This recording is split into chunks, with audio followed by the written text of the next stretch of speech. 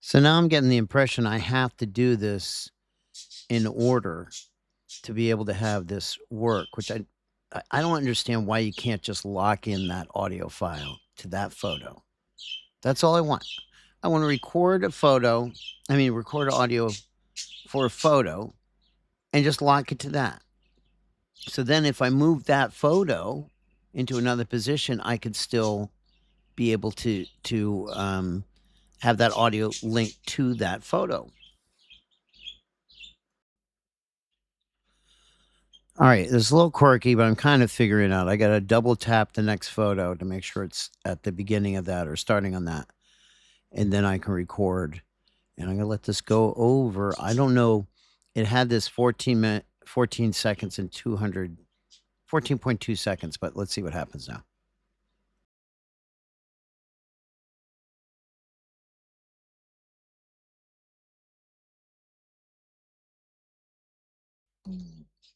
Play, blah, blah, blah. This guy's name is Spaz.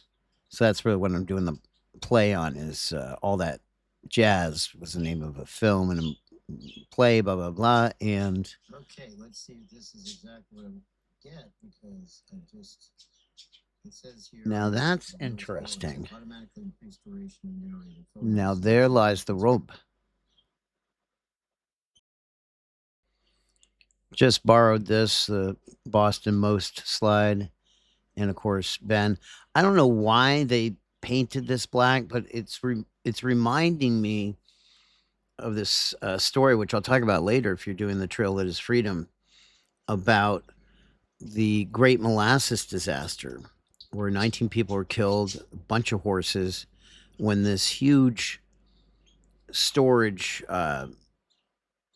silo, as such, round silo tank, exploded when the temperature, and this was January 15th, 1919, when the temperature went from 33 the day before to 48, 52 the next day, and it just exploded.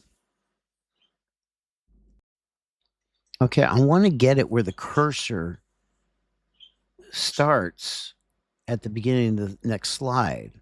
Because if I double click on it, wherever I physically have the cursor is where it. See, now I just had 16 seconds added on there. So anyhow, it should be past 16 seconds where you. That's fine. All right, I'm learning. I'm learning. Okay, the photo I'm using for the Ming and I just learned something too. I got to make sure that my duration is down to like 3 seconds, 5 seconds, because I recorded something shorter than what was in there. I don't know how I did that, but I did that, and I did not mean to do that. Thank you very much.